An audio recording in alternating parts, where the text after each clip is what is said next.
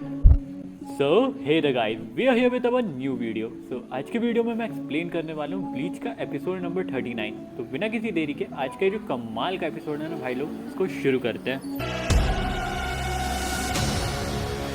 सो भाई लोग, एपिसोड के स्टार्टिंग में हमें इचिगो को दिखाया जाता है, जिसकी जो हालत है ना वो काफ़ी ज़्यादा ख़राब हो चुकी थी और वो ज़मीन पर पड़ा हुआ था। उसका जो ब्लड था ना वो कंटिन्यू फ्लो हो रहा था और उसके पास कोई होप नहीं बची थी कि वो यहाँ से ज़िंदा बच के निकल पाएगा। तभी सडनली इचिगो की जो ज़ेम्पाटो है ना वो उसके सामने आ जाती है। इचिगो की ज़ेम्पाटो का नाम ज़ांगेत्सु है। ज़ांगेत्सु इचिगो की तरफ बढ़ता है और इचिगो को बोलता है, क्या तुम ये फाइट जीतना चाहते हो या फिर एक कायर की तरह यहाँ पर मरना चाहते हो। तभी जो अपना इचिगो रहता है ना वो बिना कोई चीज़ सोचे हुए ज़ांगेत्सु को बोलता है कि हाँ, मैं फ़ाइट करना चाहता हूँ और मैं इसे हराना चाहता हूँ। तुम प्लीज़ मेरी मदद करो ये फ़ाइट जीतने में, प्लीज़ हेल्प करो यार। ये सब सुन के जो अपना ज़ांगेत्सु रहता है ना वो रेडी हो जाता है इचिगो की हेल्प करने के लिए। वो वहाँ से इचिगो की सोल को लेके सीधे उसके इनर वर्ल्ड के अंदर चले जाता है। इनर वर्ल्ड को देख के जो अपना इचिगो रहता है ना वो काफ़ी ज़्यादा घबराने लग जाता है, क्योंकि जो इनर वर्ल्ड की कंडीशन रहती है ना वो काफ़ी ज़्यादा उल्टी फुल्टी रहती है। ज़ांगेत्सु इचिगो को बोलता है कि तुम यहाँ पर डरो मत, ये तुम्हारे इनर वर्ल्ड है, यहाँ तुम्हें किसी चीज़ से खतरा नहीं है। इतना बोलने के साथ ही साथ जो अपना ज़ांगेत्सु है ना इचिगो की तरफ एक स्वॉर्ड फेंक देता है, जिसको देखकर इचिगो काफ़ी ज़्यादा डर जाता है। इचिगो ज़ांगेत्सु के ऊपर चिल्लाता है और बोलता है कि तुम पागल वागल हो गए हो क्या, मैं मर सकता था इससे। इचिगो ज़ांगेत्सु को ऐसा बोल ही रहा होता है, तभी वहाँ पर एक तीसरा बंदा आ जाता है जो कि था वाइट इचिगो। वाइट इचिगो को देख के जो अपना रियल इचिगो है ना वो काफ़ी ज़्यादा शॉक में आ गया था। उसको समझ ही नहीं आ रहा था कि उसके इनर वर्ल्ड के अंदर ये दूसरी स्पिरिट कहाँ से आई। तभी जो ज़ांगेत्सु है ना वो इचिगो को बोलता है कि अगर तुम स्ट्रॉन्ग बनना चाहते हो तो तुम्हें वाइट को हराना होगा। इतना बोलते ही जो अपना वाइट रहता है ना वो सडनली इचिगो के ऊपर अटैक कर देता है। और फाइट के टाइम जो अपना वाइट रहता है ना उसके पास इचिगो की रियल ज़ेम्पाटो रहती है। और फाइट में जो अपना इचिगो रहता है ना वो एक नॉर्मल स्वॉर्ड का यूज़ कर रहा होता है। वाइट ने जो पहला मूव किया था ना वो इतना ज़्यादा पावरफुल होता है कि इचिगो उसके फोर्स की वजह से बहुत ज़्यादा पीछे जाके गिरता है। इस पॉइंट पर इचिगो को कुछ समझ में नहीं आ रहा था कि वो क्या करे। वो काफ़ी ज़्यादा शॉक था और कन्फ्यूज़ था। जो वाइट है वो बहुत ज़्यादा पावरफुल है इचिगो से। इचिगो को समझ में नहीं आ रहा था कि उसकी जो ज़ेम्पाटो है वो भी वाइट के साथ काफ़ी ज़्यादा खुश है। तभी जो अपना वाइट रहता है ना वो बहुत एरोगेंट वे में इचिगो को बोलता है कि मैंने तुमसे बड़ा बेवकूफ़ नहीं देखा।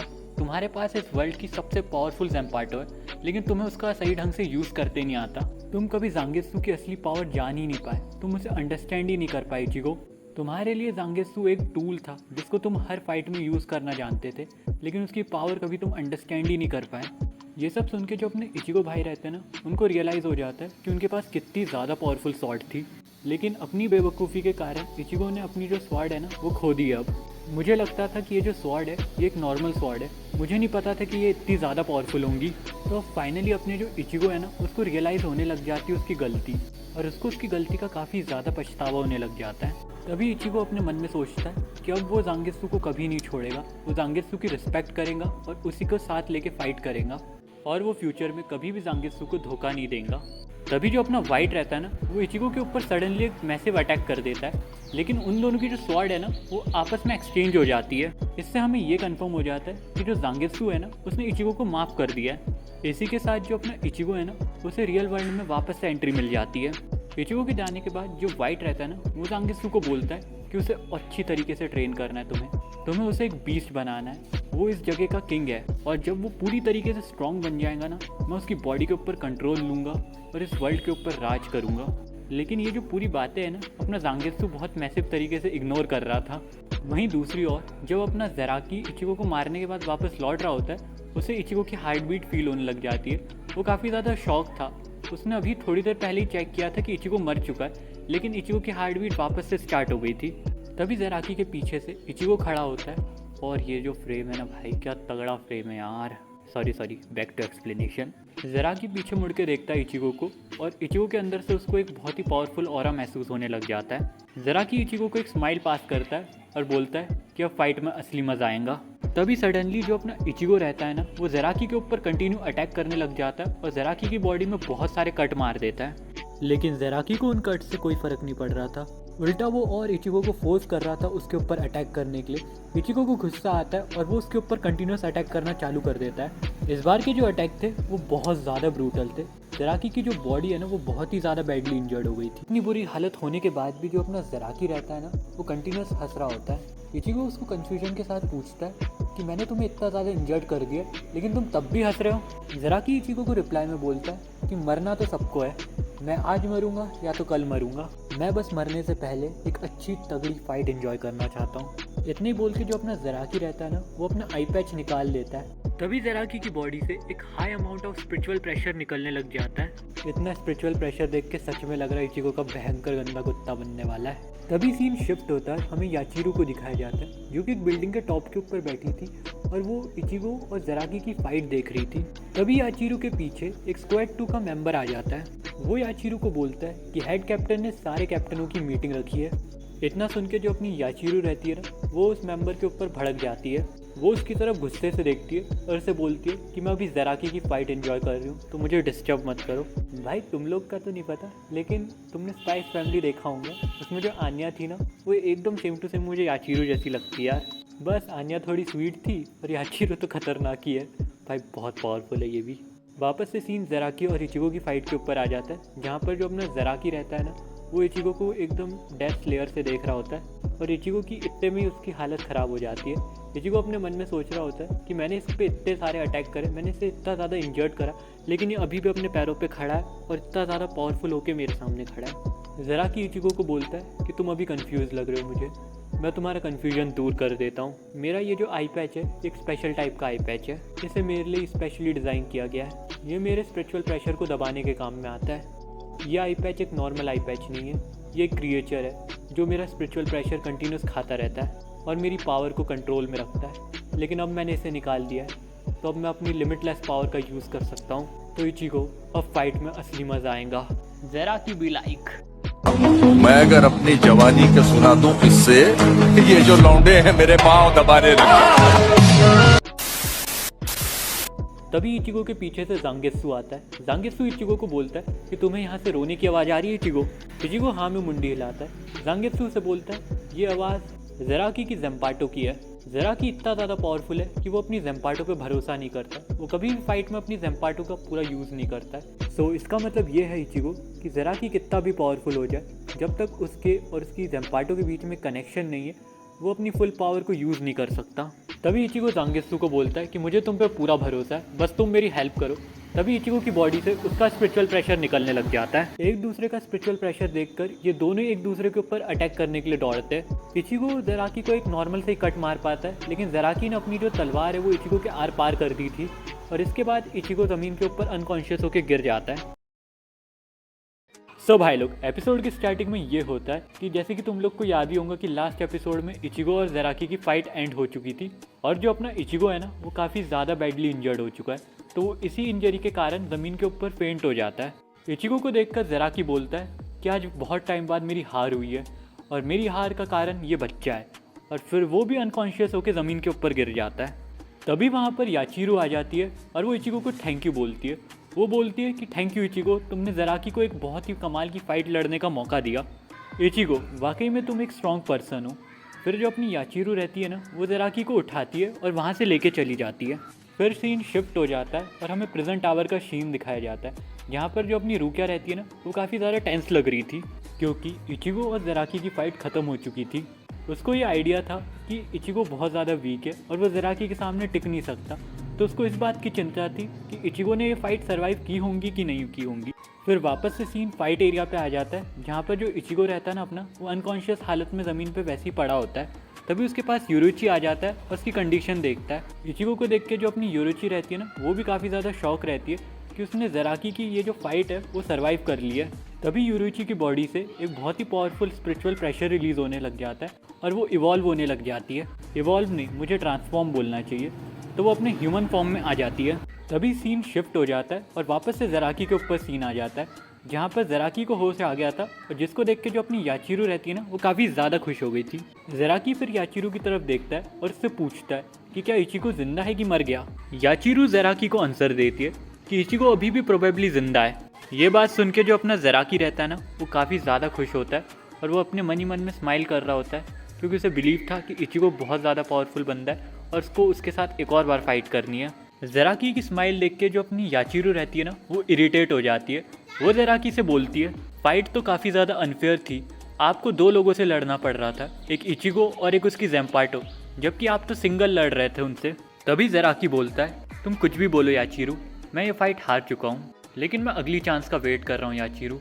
अगली बार जब मुझे इचिगो मिलेगा ना, मैं उसे फाड़ के रख दूंगा अंदर से। फिर ये दोनों ही हंसने लग जाते हैं। फिर हमें ज़ेराकी और याचीरू की एक पास्ट मेमोरी दिखाई जाती है, जहाँ पर ज़ेराकी ने बहुत सारे लोगों को निपटा कर ज़मीन पर लेटा दिया था और वो एक कोने में बैठा हुआ था। तभी उसके पास एक छोटी सी बच्ची जो कि अपनी याचीरू रहती है वो आती है। ज़ेराकी उसे डराने की कोशिश करता है, लेकिन याचीरू उससे डरती नहीं है, और जबकि वो और उसके पास जाती है।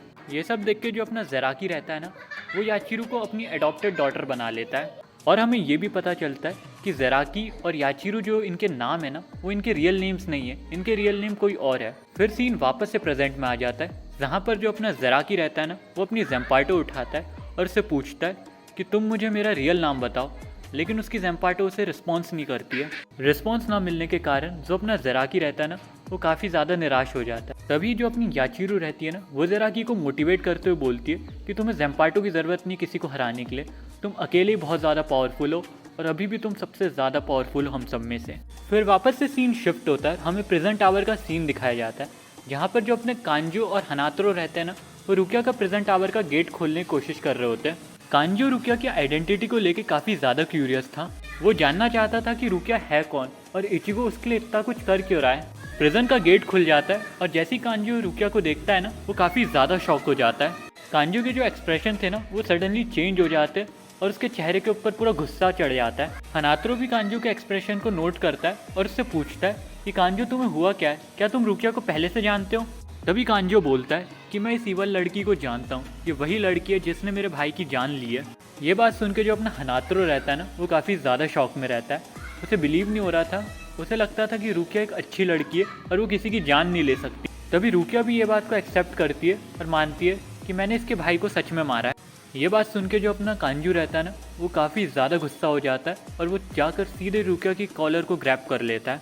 रुकिया एकदम कोल्ड अंदाज में बोलती है कि तुम बेशक मुझे मार सकते हो, क्योंकि मैं थोड़े ही दिनों में मरने वाली हूँ। तभी वो सब लोग एक सेकंड के लिए पॉज हो जाते और फील करते कि एक बहुत ही ज़्यादा पावरफुल स्पिरिचुअल प्रेशर उनकी तरफ बढ़ रहा है। फिर सीन शिफ्ट हो जाता है और हमें एक न्यू कैप्टन को दिखाया जाता है। ये जो नए कैप्टन है ना, इनका नाम है कैप्टन उकीताके। ये जो सब ऑर्डिनेट है ना, ये कैप्टन उकीताके को बता रहे होते कि आइजन की डेथ हो चुकी। ये बात सुन के जो कैप्टन उकीताके है ना, वो काफ़ी ज़्यादा शॉक हो जाते हैं। कैप्टन उकीताके अपने मन में सोचते कि आइजन की डेथ हो चुकी है, तो सबसे पहला टारगेट रुकिया ही होंगी। तो वो जल्दी से रुकिया के प्रिजन टावर की ओर बढ़ने लग जाते हैं। और हमें ये भी पता चलता है कि ये जो कैप्टन है ना, इनकी टीम मेंबर थी रुकिया। फिर हमें प्रिजन टावर का वापस से सीन दिखाया जाता है, जहाँ पर जो स्पिरिचुअल प्रेशर रिलीज़ हो रहा था ना, वो कैप्टन कुचिकी का ही था। कैप्टन कुचिकी के स्पिरिचुअल प्रेशर को देख के जो अपना हनात्रो और कांजू रहते ना, वो काफ़ी ज़्यादा घबरा जाते, क्योंकि वो अपने सपने में भी कैप्टन कुचिकी का सामना नहीं कर सकते। हनात्रो कांजू की तरफ देखता है और उसे बोलता है कि कैप्टन कुचिकी के आने से पहले हमें यहाँ से निकल जाना चाहिए। कांजू उसके ऊपर चिल्लाते हुए बोलता है कि वो एक कैप्टन है, वो हमें पल भर में मिटा सकता है, और अगर बाई चांस हम बच के निकल भी गए यहाँ से, तो मैं इस लड़की को तो नहीं बचाने वाला। ये सब सुन के जो अपना हनात्रो रहता है ना, वो कांजू के सामने सर झुकाता है और उसे बोलता है कि तुम रुकिया को लेके चले जाओ, मैं जब तक के कुछ करता हूँ और कैप्टन कुचिकी को रोकने का ट्राई करता हूँ। ये सब देख के जो अपना कांजो रहता है ना, उसके मन के अंदर इंसानियत जाग जाती है और वो हनात्रो को पीछे उठा के फेंक देता है और खुद जाके कैप्टन कुचिकी के सामने खड़ा हो जाता है। वो बोलता है हनात्रो को कि तुम रुकिया को लेके यहाँ से निकलो और मैं जब तक के कैप्टन कुचिकी को रोकने का ट्राई करता हूँ। कुछ भी बोलो भाई लोग, कांजू है बढ़िया आदमी। इस मुश्किल कंडीशन में भी उसने अपने दोस्तों का साथ नहीं छोड़ा और वो रेडी हो जाता है कैप्टन कुचिकी से फाइट करने के लिए। एपिसोड के स्टार्टिंग में हमें इचिगो को दिखाया जाता है, जहाँ पर जो इचिगो था ना, उसका किसी ने इलाज कर दिया था और उसको होश भी आ चुका था। वो ये बात से काफ़ी ज़्यादा कंफ्यूज था कि उसका इलाज किसने किया। तभी उसके साइड में यूरोची बैठा था और वो स्टाइल मारते हुए बोलता है कि मैंने तुम्हारी जान बचाई है और मैंने तुम्हारा इलाज किया है। तभी जो अपना इचिगो है ना, वो उठ के बैठ आता है और वो काफ़ी ज़्यादा चिंता करने लग जाता है चैट की, क्योंकि जो उसकी जान थी ना, वो खतरे में थी। आपने लास्ट एपिसोड में देखा होगा भाई लोग। यूरोची इचिगो को बोलती है कि तुम होशियारी कम मारो और तुम चुपचाप लेट जाओ, अभी तुम्हारी बॉडी हील नहीं हुई है पूरी तरीके से, पहले तुम खुद रिकवर हो जाओ और फिर तुम दूसरों को बचाने के बारे में सोचना। और तुम ज़्यादा चिंता मत करो, चैट भी ठीक है और बाकी सारे तुम्हारे दोस्त लोग हैं ना, वो भी ठीक है। ये सब सुन के जो अपना इचिगो रहता है ना, वो काफ़ी ज़्यादा रिलीफ फील करता है। फिर यूरोची इचिगो को बोलती है कि वैसे तो तुम्हारी जान इस मास्क ने बचाई है इचिगो, ये एक हॉलो मास्क है जिसने ज़राकी को अटैक को अपने ऊपर ले लिया और तुम्हारी जान बचाई है। लेकिन मुझे ये बात समझ में नहीं आ रही है कि ये मास्क तुम्हारे ऊपर आया कैसे, क्योंकि ये पूरा का पूरा ईविल एनर्जी से बना हुआ है। तभी जो अपना इचिगो रहता है ना, उसको भी एक मेमोरी याद आती है जब वो रेंजी के साथ फाइट कर रहा था। तो उस मोमेंट पे जब रेंजी ने उसके ऊपर एक पावरफुल मूव किया था, तब यही मास्क था जिसने उसकी जान बचाई थी। मगर इचिगो को अच्छी तरीके से याद था कि हनात्रो ने ये मास्क फेंक दिया था, तो फिर ये दूसरा मास्क आया कहाँ से। तो भाई लोग यहाँ पर ये तो क्लियर हो जाता है कि ये जो हॉलो मास्क है ना, ये इचिगो की बॉडी से ही प्रोड्यूस हो रहा है। और यहाँ से एक और चीज़ ये कंफर्म हो जाती है कि जो हमारे इचिगो भाई है ना, उनकी कोई जान बचा रहा है, मतलब कोई ऐसी एंटिटी है जो इचिगो की जान बार बार बचा रही है। अब ये गुड एंटिटी है कि बैड एंटिटी है, अब वो नहीं पता है। ये सब सुन के जो अपना योरोइची रहता है ना, वो काफ़ी ज़्यादा गुस्सा करता है इचिगो के ऊपर, क्योंकि ये जो मास्क है ना, ये 100% ईविल पावर के साथ बना हुआ था। योरोइची झट से वो मास्क इचिगो से खींच लेती है और बोलती है कि तुम्हें ये मास्क से दूर रहना है और इसे मैं फेंक दूंगी। इचिगो फिर योरोइची को कन्फ्यूजन के साथ देखता है। योरोइची उससे बोलते हैं कि तुम मुझे ऐसे कन्फ्यूजन के साथ क्यों देख रहे हो। इचिगो बोलता है कि तुम तो काफ़ी ज़्यादा कमज़ोर लग रही हो और तुम इतनी ज़्यादा छोटी हो, तो तुम मुझे उठा के यहाँ पर खिलाई कैसे। योरोइची इचिगो को बोलती है कि तुम बुद्धू हो, मैं अपने ट्रू फॉर्म में भी इवॉल्व हो सकती हूँ, ये देखो। तभी जो अपनी योरोइची है ना, वो अपने ट्रू फॉर्म के ऊपर ट्रांसफॉर्म होने लग जाता है और वो ट्रांसफॉर्म हो जाता है एक लड़की के फॉर्म में। योरोइची को देख के जो अपना इचिगो रहता है ना, वो काफ़ी ज़्यादा शौक रहता है और वो साथ ही साथ ब्लश करने लग जाता है, क्योंकि जैसे ही योरोइची ट्रांसफॉर्म हुई थी ना, उसने कोई भी कपड़ा पहना हुआ नहीं था। इचिगो फ्रस्ट्रेटेडली उसके ऊपर चिल्लाता है और बोलता है कि पहले कपड़े पहनो मेरे सामने। फिर जो अपनी योरोइची रहती है ना, वो फुली ड्रेसअप होकर इचिगो के सामने आती है। लेकिन जैसे ही जो योरोइची है ना, वो अपना ड्रेसअप करके वहाँ पर आती है, उन्हें एक तगड़ा स्पिरिचुअल प्रेशर फील होता है। ये जो स्पिरिट प्रेशर था ना, ये कैप्टन कुचिकी का था और उन लोग को समझ आ जाता है कि जो कैप्टन कुचिकी है ना, वो रुकिया के प्रेजेंट टावर की ओर बढ़ रहा है। इचिगो को समझ में आ जाता है कि कांजू और हनात्रो की जान खतरे में है वहाँ पर, तो वो जल्दी से वहाँ से उठता है और योरोइची का वो जो फ्लाइंग डिवाइस रहता है ना, वो उठा लेता है और वहाँ से निकल जाता है और प्रेजेंट टावर की ओर बढ़ने लग जाता है। फिर हमें प्रेजेंट टावर का सीन दिखाया जाता है जहाँ पर कांजू और कैप्टन कुचिकी की फाइट चल रही होती है। वैसे तो भाई लोग ये फाइट नहीं है, क्योंकि कैप्टन कुचिकी वन साइडेडली मार रहे कांजू को, ये बुली करना होता है। अब जो कैप्टन कुचिकी है ना, उनने डिसाइड कर लिया था कि मुझे कांजू को निपटाना है, तो वो ना अपनी ज़ेम्पाटो को एक्टिवेट कर लेते और उनकी जो ब्लेड रहती है ना, वो फ्लावर्स के पेटल के अंदर चेंज हो जाती है। ये सब देख के जो अपनी रुकिया रहती है ना, वो काफ़ी ज़्यादा शॉक हो जाती है और रुकिया कांजू को बोलती है कि यहाँ से भागो, तुम इस अटैक से नहीं बच सकते। कांजू काफ़ी ज़्यादा कंफ्यूज था कि फ्लावर पेटल उसका क्या बिगाड़ देंगे। लेकिन फिर जब वो जो फ्लावर पेटल्स है वो कांजू के ऊपर अटैक करते, तो कांजू की जो बॉडी है ना, वो हैवीली ब्लीड करने लग जाती। कांजू की बॉडी में हर वो पार्ट पे कट लग गया था जहाँ उसने सोचा नहीं होगा। अपना जो कांजू था ना, वो बहुत बुरी तरीके से ज़ख्मी हो गया था यहाँ पर। सो भाई लोग, इससे ये बात कंफर्म हो जाती है कि ये जो फ्लावर पेटल्स है ना, ये मिनी साइज़ की ब्लेड्स है जो 2 सेकंड के अंदर किसी भी बंदे की धज्जियाँ उड़ा सकती है।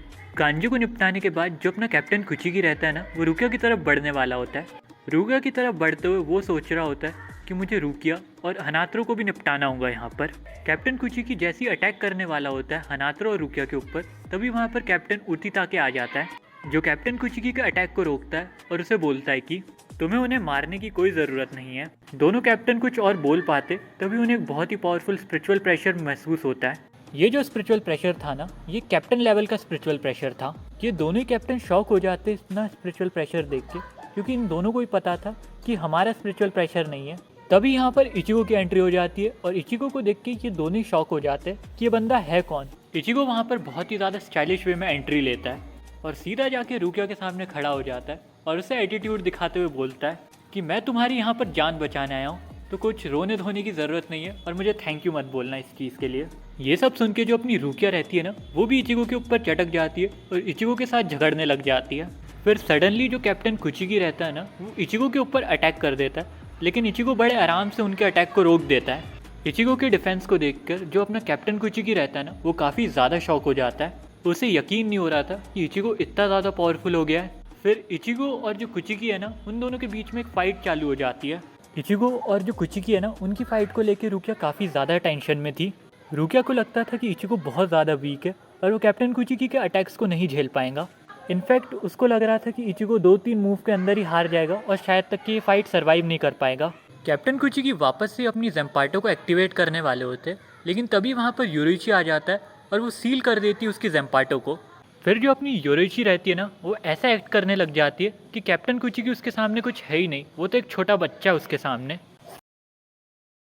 सो भाई लोग, एपिसोड के स्टार्टिंग में हमें रेंजी को दिखाया जाता है जिसकी जो हालत थी ना वो काफ़ी ज़्यादा ख़राब थी और वो लेटा हुआ था। आप सभी लोगों को याद ही होगा कि रेंजी ने लास्ट कुछ एपिसोडों में इचिगो से फाइट करी थी जिसके बाद उसकी हालत काफ़ी ज़्यादा ख़राब हो गई थी। सो इसी कारण जो अपना रेंजी है ना वो यहाँ पर अभी रेस्ट कर रहा है। और भाई लोग, मैं आपको एक और चीज़ बता दूं, ये जो रेंजी जिस जगह पे रेस्ट कर रहा है ना, ये कोई हॉस्पिटल नहीं है, ये एक जेल है। क्योंकि रेंजी ने लॉ तोड़ा था और वो बिना किसी को बताए इचिगो से फाइट करने चला गया था, इस कारण उसे जेल में डाल दिया गया था। तभी वहाँ पर एक अजीब सा क्रिएचर आ जाता है जिसका नाम होता है ज़ाबेमारू। भाई लोग, ये जो क्रिएचर है ना, ये रेंजी की ज़ेम्पार्टो का ट्रू फॉर्म है। सो भाई लोग, ये जो क्रिएचर है ना, ये यहाँ पर आता है और रेंजी का मजाक उड़ाने लग जाता है। ये रेंजी को बोलता है कि तुम कितने ज़्यादा वीक हो और तुम इचिगो से हार गए, लेकिन अब तुम अगली फाइट में चिंता मत करना क्योंकि अगली फाइट में मैं तुम्हारा साथ दूंगा। रेंजी रिप्लाई में बोलता है कि तुम पागल वागल हो गए हो क्या? जब मुझे तुम्हारी ज़रूरत थी तब तो तुम मदद करने आए नहीं और अब हीरो बन रहे हो फालतू के। और एक और चीज़, अब मुझे इचिगो से फाइट नहीं करनी है। तो फिर जो ज़ाबेमारू रहता है ना, वो अपने रेंजी से पूछता है कि अब तुम किससे फाइट करोगे, अब तुम्हारा दुश्मन कौन है। देन फिर सीन शिफ्ट हो जाता है और हमें प्रिजन टावर का सीन दिखाया जाता है जहाँ पर इचिगो और जो कैप्टन कुचिकी है उनकी फाइट के बीच में यूरोइची ने इंटरफेयर कर दिया था। तभी जो अपना कैप्टन कुचिकी है ना, वो यूरोइची की तरफ देखते हुए बोलता है, स्टेप फोर्स की पुरानी सुप्रीम कमांडर यहाँ पर क्या कर रही है? मुझे तो ये बात पता थी कि तुमने सोल सोसाइटी को बिट्रे कर दिया है और तुम धरती पर जाके कहीं छुप गई हो, तो फिर तुम्हारा यहाँ क्या काम है और तुम इस लड़के को बचाने आई हो यहाँ पर? लेकिन जो अपनी यूरोइची रहती है ना, वो कैप्टन कुचिकी की बात को इग्नोर कर देती है। वो इचिगो की तरफ बढ़ती है और उसे बोलती है कि तुम पागल वागल हो गए हो क्या? तुम अपने इस फॉर्म में कैप्टन कुचिकी को हराने का सोच रहे हो? और तभी वो इचिगो के पेट पे एक सडनली एक बहुत ही पावरफुल पंच मार देती है और अपना जो हाथ है ना वो इचिगो के पेट के अंदर डाल देती है। पूरा जो ब्लड है ना वो बाहर निकल जाता है इचिगो के पेट से। ये सब देख के सब शॉक हो जाते हैं, लेकिन कैप्टन उतिताके को समझ में आ गया था कि यूरोइची ने इचिगो की बॉडी के अंदर कुछ मेडिसिनल हर्ब डाले डायरेक्टली उसके पेट के अंदर। इस अटैक के बाद जो अपना इचिगो रहता है ना, वो सडनली बेहोश हो जाता है। फिर जो अपना कैप्टन कुचिकी रहता है ना, वो वापस से यूरोइची को बोलता है कि तुम कुछ भी कर लो, लेकिन मैं आज तुम्हें यहाँ से बच के जाने नहीं दूंगा।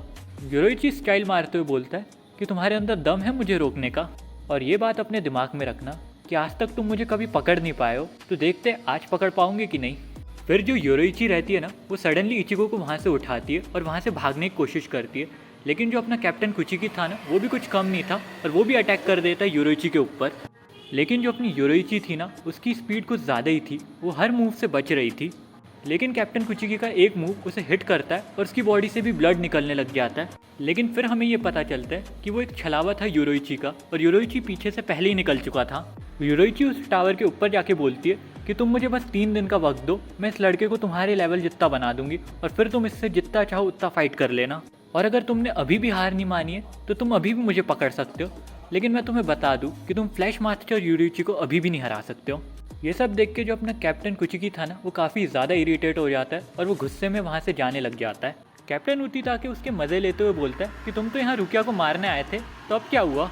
कैप्टन कुचिकी उसे बोलता है कि अब मेरा मन नहीं है ये सब करने का और मैं यहाँ से जा रहा हूँ। कैप्टन कुचिकी के जाने के बाद जो कैप्टन उतिताके है ना, वो अपने सबऑर्डिनेट्स को बुलाता है। कैप्टन उतिताके अपने सबऑर्डिनेट्स को ऑर्डर देता है कि जो स्क्वाड नंबर 4 है ना, उनको इन्फॉर्म करो और जितने लोग यहाँ पर जख्मी है ना, उनका ट्रीटमेंट जल्दी से जल्दी करवाओ। उतिताके थोड़ा आगे बढ़ता है और वो कांजू की हेल्थ देखता है। कांजू की जो हालत थी ना, वो काफ़ी ज़्यादा ख़राब थी, तो वो बोलता है कि इसे भी जल्दी से जल्दी ट्रीटमेंट दो।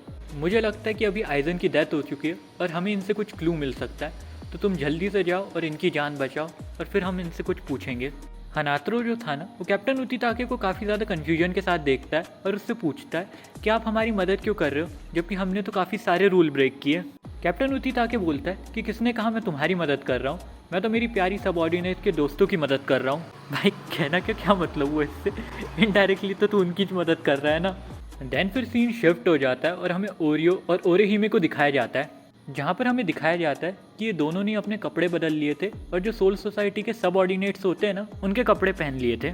ओरेहिमे के सामने एक बुढ़ा आ जाता है और वो ओरेहिमे के साथ फ्लर्ट करने की कोशिश कर रहा होता है, लेकिन वो बुढ़े से कुछ हो नहीं रहा होता है। लेकिन जो अपना ओरियो रहता है ना, वो जैसे तैसे बीच में आता है और उस बुढ़े को दूर करने की कोशिश करता है उनसे। तभी उस बुढ़े के सबऑर्डिनेट्स आ जाते और उसे बोलते कि हमें आपकी हेल्प चाहिए मास्टर, आप हमारे साथ चलिए। तो फिर जो बुढ़ा रहता है ना, वो अपने ओरियो की तरफ गुस्से से देखता है और उसे बोलता है कि अगली बार अगर तुम मुझे मिले ना, तो मैं तुम्हारा भयंकर गंदा कुत्ता बनाऊंगा। वो बुढ़े के जाने के बाद जो अपनी ओरेहिमे थी ना, वो काफ़ी ज़्यादा खुश होती है और वो एकदम खुश होकर बोलती है कि क्या बढ़िया जा रहा है हमारा प्लान। फिर हमें पास्ट का सीन दिखाया जाता है और हमें पता चलता है कि इन्हें कपड़े कैसे मिले थे सोल रिपर्स के। तो हमें ये दिखाया जाता है कि जो लड़का और लड़की सोल रिपर थे ना, वो वहाँ से जा रहे होते, तो ये दोनों उस दोनों को मार पीट के उन दोनों के कपड़े लूट लेते हैं। फिर ये दोनों एक प्राइवेट एरिया पे जाकर वहाँ पर कपड़े चेंज कर रहे होते, लेकिन ओरे ही में पब्लिक में ही अपने कपड़े चेंज करने लग जाती है। तो जो अपना ओरियो है ना, वो उसके ऊपर चिल्ला के वो बोलता है कि ओरे ही में तुम पगला गई हो क्या, तुम मेरे सामने कपड़े चेंज करूँगी क्या। ओरे ही में बोलती है सॉरी सॉरी सॉरी, मुझे पता नहीं था, मैं भूल गई थी ये सब चीज़ें। फिर जो अपनी ओरे ही में रहती है ना, वो एक प्राइवेट सा एरिया बना देती कपड़े चेंज करने का, और ओरियो को बोलती है कि जाओ अंदर जाओ और कपड़े चेंज करके आओ, मैं यहीं बाहर करूँगी। जो अपना ओरियो भाई रहता है ना, वो अपने मन में सोच रहा होता है कि लड़की तो वो है, तो उसे अंदर आके कपड़े बदलने चाहिए, मैं यहाँ अंदर आके कपड़े क्यों बदल रहा हूँ। सच में ओरे ही में बहुत खतरनाक कैरेक्टर है यार। फिर वापस से सीन प्रेजेंट में आ जाता है और ये दोनों यही डिस्कस कर रहे होते कि हमें जल्दी से जल्दी इचिगो के पास पहुँचना होगा और उसकी मदद करनी होगी। और फिर वो लोग वहाँ से जाने लग जाते हैं। उन लोगों के जाने के बाद वहाँ जो दीवार में है ना, एक कैप्टन छुपा होता है जो कि कैप्टन मायोरी था। ये रोबोट का बच्चा यहाँ पर क्या कर रहा है यार। भाई लोग, ये कैप्टन मायोरी तो ठरकियों का भी अब्बू निकला यार, ये क्या तगड़ी स्टॉकिंग कर रहा है। फिर वापस से हमें योरोइची और इचिगो का सीन दिखाया जाता है, जहाँ पर योरोइची ने इचिगो को लेटा दिया था वही पुरानी जगह पे जहाँ पर उसने उसका ट्रीटमेंट किया था। फिर थोड़े टाइम के बाद जो अपना इचिगो है ना, उसको भी होश आ जाता है और वो भी थोड़ा नॉर्मल होने लग जाता है। लेकिन योरोइची को देखकर उसे काफ़ी ज़्यादा गुस्सा आ रहा था और वो योरोइची का गला पकड़ लेता है। उसे बोलता है मुझे एक चांस मिला था रुकिया को बचाने का, तुमने मुझसे वो चांस भी छीन लिया, मैं वहाँ फाइट कर सकता था। योरोइची उसके ऊपर चटकते हुए बोलता है कि तुम्हें लगता है तुम उससे फाइट कर सकते थे, कैप्टन कुचिकी तुमसे बहुत ज़्यादा पावरफुल है इचिगो, तुम अभी उसके लेवल तक नहीं पहुँचे हो। और रही बात, मैंने जो तुम पे अटैक किया ना, वो तुम्हारी भलाई के लिए किया है, वरना तुम बहुत गंदा पिटाते दोनों कैप्टन से। और रही बात कि मैं तुम्हें यहाँ इसलिए लेकर आई हूँ कि अब मैं तुम्हें ट्रेन करने वाली हूँ 3 दिनों तक, और मैं तुम्हें एक बीस्ट में ट्रांसफॉर्म करने वाली हूँ जो उन कैप्टनों से ज़्यादा पावरफुल होगा। फिर वो वापस से उस ट्रेनिंग ग्राउंड के अंदर आ जाते जहाँ पर इचिगो ने स्टार्टिंग के कुछ एपिसोडों में मतलब ट्रेनिंग करी थी। लेकिन जो अपना इचिगो था ना, वो अभी भी काफ़ी ज़्यादा कंफ्यूज था कि 3 दिनों में वो इतना ज़्यादा स्ट्रॉन्ग कैसे बन जाएगा कि वो कैप्टन लेवल पे पहुंच जाए। योरोइची इचिगो का कन्फ्यूजन दूर करती है और उसे एक्सप्लेन करती है कि कैप्टन बनने के लिए तुम्हें एक कंडीशन फुलफिल करनी है, वो कंडीशन है अपनी ज़ैम्पार्टो का सेकेंड फॉर्म रिलीज़ करना। इचिगो, तुम्हें पता है हर ज़ैम्पार्टो के 2 फॉर्म होते हैं, पहला फॉर्म जिसे बोलते हैं शेंकाई और दूसरा फॉर्म जिसे बोलते हैं बंकाई। बोलने में कितनी मज़ा आ रही है भाई लोग, bankai. Sorry, back to explanation यार। सोल सोसाइटी में प्रेजेंट टाइम में जितने भी कैप्टन्स हैं ना, उन सबके पास 2 फॉर्म है, बंकाई और शेंकाई, सिवाय कैप्टन ज़राकी के, क्योंकि कैप्टन ज़राकी अपनी ज़ैम्पार्टो पे बिलीव नहीं करते, वो अपनी ट्रू पावर के ऊपर बिलीव करते किसी भी फाइट को जीतने के लिए। कैप्टन ज़राकी एक चलते फिरते बीस्ट है जिन्हें अपनी ज़ैम्पार्टो की ज़रूरत नहीं पड़ती किसी को भी फाड़ने के लिए, वो चाहे तो किसी को भी अपने हाथों से फाड़ सकते हैं। यहाँ तक कि कैप्टन ज़राकी है ना, उन्हें अपनी ज़ैम्पार्टो का नाम भी नहीं पता है। और यही सबसे बड़ा कारण है कि बाकी जो सोल रिपर्स है ना और कैप्टन से, वो ज़राकी की सबसे ज़्यादा रिस्पेक्ट करते हैं। शीकाई और जो बनकाई है ना, उन दोनों की पावर लेवल के बीच में ज़मीन आसमान का फ़र्क होता है। ये समझ लो कि अगर तुम बनकाई सीख गए ना, तो तुम अपने इनिशियल स्टेज से 5 टाइम्स ज़्यादा पावरफुल हो जाओगे। यूजुअली जो बंकाई रहती है ना, उसको सीखने के लिए जो सोल रिपर्स रहते हैं वो 5 साल तक ट्रेनिंग करते हैं। ये सब सुन के जो अपना इचिगो रहता है ना, वो काफ़ी ज़्यादा शॉक हो जाता है और वो बोलता है कि मेरे पास तो सिर्फ 3 दिन बचे, मुझे 3 दिन के अंदर बंकाई सीखनी होंगी। योरोइची उसे बोलता है कि हाँ मैं जानता हूँ ये बहुत ज़्यादा डिफ़िकल्ट है, लेकिन तुम्हें बंकाई मास्टर करने के लिए सिर्फ 3 दिन मिलेंगे और तुम्हारी ट्रेनिंग शुरू होती है अब से। सो भाई लोग, एपिसोड के स्टार्टिंग में हमें रात का व्यू दिखाया जाता है, जहाँ पर जो अपनी ओरेहिमे रहती है ना, वो अपने एक वो छोटे वाले क्रिएचर्स थे ना उस ओरेहिमे के, तो इनमें से ही एक क्रिएचर था, उसका नाम था हेल्प। तो उसको इंजरी हो गई थी, तो ओरेहिमे उसकी इंजरी को हील कर रही थी। अब तुम लोग सोच रहे होंगे कि ये जो हेल्प है इसको इंजरी कैसे हुई। तो जो ओरेहिमे थी ना अपनी, यहाँ पर आने से पहले ओरेहिमे ने एक शिनगामी के साथ फाइट करी थी, जिस कारण ना अपना जो हेल्प भाई था ना वो बुरी तरीके से इंजर्ड हो जाता है। तो इसीलिए जो अपनी ओरेहिमे थी ना, यहाँ पर उसको हील कर रही थी। ये सब याद करके जो अपनी ओरेहिमे है ना, वो काफ़ी ज़्यादा गिल्टी फील कर रही थी कि उसकी वजह से ये हेल्प लोग है ना, इनको भी मतलब प्रॉब्लम उठानी पड़ रही है। हेल्प लोग जो थे ना, वो ओरेहिमे का साइड चेहरा देखते और उसको बोलते कि तुम हमारी चिंता मत करो, हमारा काम है तुम्हारी हेल्प करना। अब जो अपना ओरेहिमे और वो जो ओरियो है ना, वो वहाँ से निकल जाते और रुकिया की तरफ बढ़ने लग जाते उसकी मदद करने के लिए, I mean उसको बचाने के लिए। वो जो लोग हैं ना, वो रुकिया के डायरेक्शन की ओर बढ़ ही रहे होते, तभी उनके रास्ते में एक नशेड़ी आ जाता है। वो नशेड़ी ओरेहिमे के साथ वापस से फ्लर्ट करने लग जाता है और वो उन दोनों को टोकता है और उन दोनों से पूछता है कि तुम्हारी ज़ैम्पाटो किधर है और तुम लोग हो कौन, मैंने तो तुम्हें कभी यहाँ पर नहीं देखा। तभी पीछे से 2-3 सोल रिपर और आ जाते हैं वहाँ पर। उन लोगों को समझ में आ जाता है कि जो नशेड़ी आदमी है ना, ये इसको परेशान कर रहा है। वो लोग एक लकड़ी का टुकड़ा उठाते और वो जो नशेड़ी आदमी है ना, उसके टकले के ऊपर मार देते, जिस कारण वो बेहोश हो जाता है। ये सब देख के जो अपना ओरियो था ना, वो काफ़ी ज़्यादा रिलीफ फील करने लग जाता है। लेकिन फिर उसके दिमाग में एक थॉट आता है कि जो नशेड़ी आदमी ने उन लोगों से कहा था कि तुम्हारे पास ज़ैम्पाटो नहीं है, तो ये बिल्कुल सही बात है। तो इस बात के ऊपर उनने हमारी हेल्प क्यों करी, वो ओरियो को समझ में नहीं आ रहा था और उसको लग रहा था कि इस बात में कोई तो प्रॉब्लम है। ओरियो जो रहता है ना, वो उन शिनिगामीज़ को एकदम शक की निगाहों से देखने लग जाता है। फिर जो अपना ओरियो है ना, वो सीधे ओरिहिमे की तरफ बढ़ता है उसको बचाने के लिए। लेकिन तभी उसी पॉइंट पर वहाँ पर एक ज़ोरदार ब्लास्ट हो जाता है, जिसकी वजह से जो बाकी शिनिगामीज़ थे ना, वो सारे वहीं पर मर जाते हैं। ये जो ब्लास्ट है ना, ये कैप्टन मायूरी ने किया था। ये साला रोबोट का बच्चा कभी नहीं सुधरेगा। भाई लोग, अपन इसको कैप्टन मायूरी नहीं बोलेंगे, अपन इसको बोलेंगे रोबोट भाई। तो आज से इसका नाम है रोबोट भाई अपने लिए। फिर जो अपना रोबोट भाई रहता है ना, वो अपना प्लान बताता है हम सबको। रोबोट भाई बोलता है कि मैंने ये जो सोल रिपर्स है ना, इन लोगों का ध्यान भटकाने के लिए इनके पास भेजे थे, ताकि जो ओरियो और ओरिहिमे है ना, वो खतरे को सेंस नहीं कर पाए और मैं उन्हें बम से उड़ा दूँ। लेकिन दूसरी तरफ एंड मौके पे जो अपनी ओरिहिमे ना, उसने अपनी शील्ड क्रिएट कर दी थी, जिस कारण ओरियो और ओरिहिमे ना, वो दोनों बच जाते हैं और उन दोनों ने वो नशेड़ी आदमी है ना, उसको भी बचा लिया था। जो अपनी ओरिहिमे रहती है ना, वो काफ़ी ज़्यादा दुखी हो जाती है और रोने लग जाती है, क्योंकि उसके सामने इतने सारे जो सोल रिपर है ना, वो मर चुके हैं और उसे काफ़ी ज़्यादा बुरा लग रहा है। फिर जो अपना ओरियो है ना, वो गुस्से से मायूरी की तरफ देखता है और मायूरी को बोलता है कि तुम पागल वागल हो गए हो क्या, तुम्हें अकल वकल नहीं है क्या? ये लोग तो तुम्हारे स्क्वाड के मेंबर है और तुम इन्हें वेपन की तरह यूज़ करो, तुम्हारे अंदर दया की भावना नहीं है क्या किसी के लिए? अपना जो ओरियो था ना, वो काफ़ी ज़्यादा गुस्से में था मायूरी की इस हरकत की वजह से। मायूरी ने, यानी कि जो अपना रोबोट भाई है ना, उसने बहुत ही बुरी तरीके से ओरियो की बात को इग्नोर कर दिया था और उससे हंसते हुए पूछता है कि क्या तुम मेरा रिसर्च एक्सपेरिमेंट बनना चाहोगे? मुझे तो अभी से ही सोच के काफ़ी ज़्यादा मज़ा आ रहा है। जब मैं तुम्हारे ऊपर एक्सपेरिमेंट करूँगा, मैं तुम्हारी बॉडी को काटूंगा, मुझे कितना ज़्यादा मज़ा आएगा। भाई अपना रोबोट भाई तो बहुत ही ज़्यादा खतरनाक पीस निकला। ये तो एक्सपेरिमेंट की बातें कर रहा है। ये सब सुन के जो अपना ओरियो रहता है ना, वो भी सीरियस हो जाता है और वो भी अपनी आर्चर बाहर निकाल लेता है फाइट करने के लिए। फिर जो अपना ओरियो रहता है ना, वो पीछे मुड़ता है ओरिहिमे की तरफ और वो नशेड़ी को बोलता है कि तुम ओरिहिमे को यहाँ से लो और निकल जाओ और कोई सेफ जगह पे जाके छुप जाना, मैं जब तक ये कैप्टन संभालता हूँ। लेकिन जो अपनी ओरिहिमे थी ना, वो यहाँ से जाना नहीं चाहती थी। वो चाहती थी कि वो अपने ओरियो की हेल्प करे। लेकिन वो जो आदमी था ना, नशेड़ी, वो काफ़ी ज़्यादा डर गया था ये बॉम्ब ब्लास्ट की वजह से। तो ओरिहिमे को जल्दी से पकड़ता है और वहाँ से भाग जाता है। कैप्टन मायूरी जैसे ही अपने ओरियो के हाथ में आर्चर को देखता है ना, वो समझ जाता है कि जो अपना ओरियो है ना, वो एक क्विंसी है। ये देख के जो अपना कैप्टन मायूरी है ना, वो काफ़ी ज़्यादा डिसअपॉइंट होता है और डिसअपॉइंट होकर वो बोलता है कि यंग मैन, मुझे तुमसे काफ़ी ज़्यादा उम्मीद थी, लेकिन तुम तो एक क्विंसी निकले जो एक कचरे के समान है। मुझे तुम पे एक्सपेरिमेंट करने का कोई इंटरेस्ट नहीं है, चले जाओ यहाँ से।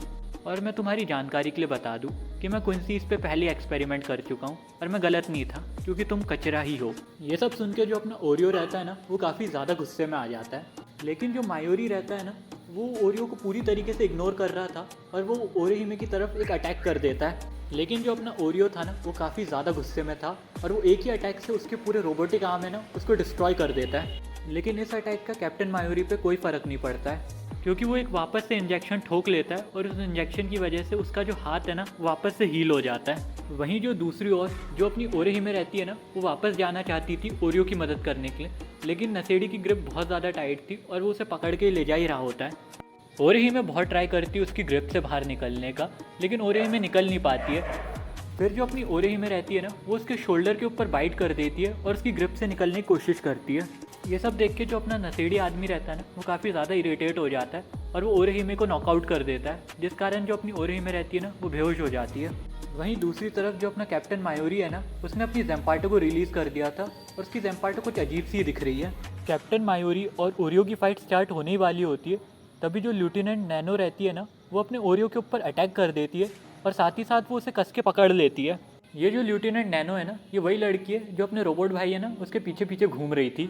तो जब लेफ्टिनेंट नैनो ने अपने ओरियो को कस के पकड़ा हुआ था ना, तभी जो अपना मायूरी रहता है ना, वो एक गंदी चाल चलता है और अपनी ज़ैम्पाटो को एक पावरफुल जो मूव है ना, वो उन दोनों के ऊपर ही कर देता है, जिस कारण उन दोनों की बॉडी पे ही बहुत पावरफुल कट लग जाता है और वो दोनों ही ब्लीड करने लग जाते हैं काफ़ी हाईली।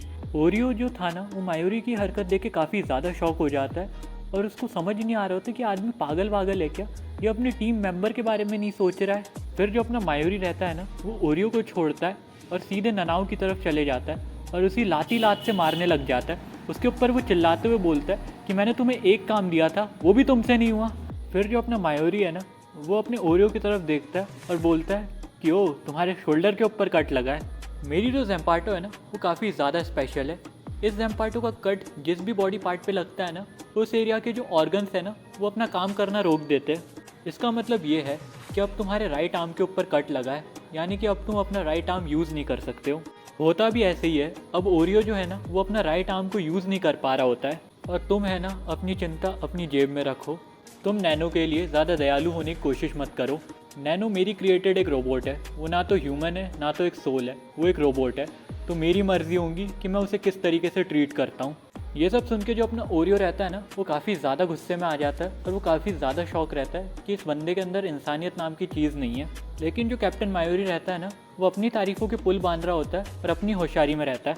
वो कंटिन्यू करता है कि तुम्हारी जो शक्ल है ना वो मेरे एक एक्सपेरिमेंट से मिलती जुलती है। बहुत टाइम पहले मैंने तुम्हारे जैसे एक लड़के को पकड़ा था और उसके ऊपर काफ़ी सारे एक्सपेरिमेंट किए थे। ये सब सुन के जो अपना ओरियो है ना वो काफ़ी ज़्यादा शौक हो जाता है और धीरे धीरे करके उसे सारी बातें समझ में आने लग जाती है। उसे सब समझ में आ जाता है कि उसके ग्रैंडपा की डेथ कैसे हुई। रीज़न उसके सामने ही था। उसके जो ग्रैंडपा है ना उसकी डेथ का कारण ये कैप्टन मायूरी ही है। अब जो अपना ओरियो था ना वो एकदम पूरी तरीके से पगला जाता है। उसकी बॉडी के अंदर से उसका खतरनाक स्पिरिचुअल प्रेशर रिलीज़ होने लग जाता है और उसका पूरा दिमाग ख़राब हो गया था और अब तो भाई वो एस्तेसी करने वाला है कैप्टन की। तो भाई लोग अगले चैप्टर में कैप्टन का देखते कुत्ता बनेगा कि नहीं बनेगा। तो with this guys we have completed episode number 42 of Bleach. तो भाई लोग एपिसोड कैसा लगा आप लोग लाइक शेयर सब्सक्राइब करके बताइएगा। नहीं 43 कंप्लीट कर लिए, एपिसोड 43 ऑफ ब्लीच। ठीक है, सॉरी भाई, एक और बार बोल देता हूँ। So with this guys we have completed episode number 43 of Bleach. तो भाई लोग एपिसोड कैसा लगा आप लोग लाइक शेयर सब्सक्राइब करके बताइएगा और वीडियो में अगर कोई भी कमी होंगी तो भी आप कमेंट करके बता दीजिएगा। और अपना ख्याल रखना, अपनी फैमिली का ख्याल रखना। मैं मिलता हूँ आप लोगों से अगली वीडियो में, तब तक के लिए take care and good bye. Bye bye भाई लोग।